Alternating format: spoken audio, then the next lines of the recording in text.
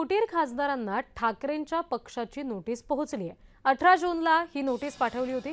फुटीर खासदारांना 24 तासात उत्तर देणं बंधनकारक आहे। 6 खासदारांना नोटीस पोहोचलेली आहे। फुटीर खासदार आता या नोटीसीला काय उत्तर देतात हे पाहायचंय। फुटीर खासदार मात्र या नोटीसला कुठलंच उत्तर देणार नसल्याची माहिती सूत्रांकडून मिळते।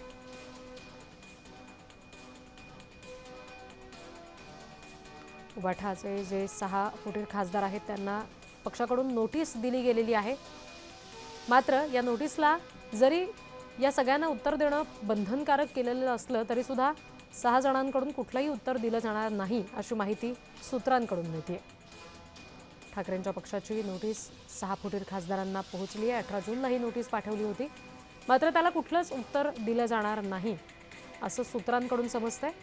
खरं तर फुटीर खासदारांना 24 तासात या नोटीसीला उत्तर देणं बंधनकारक आहे। मात्र कुठलंही उत्तर फुटीर खासदारांकडून दिलं जाणार नसल्याची माहिती समजते।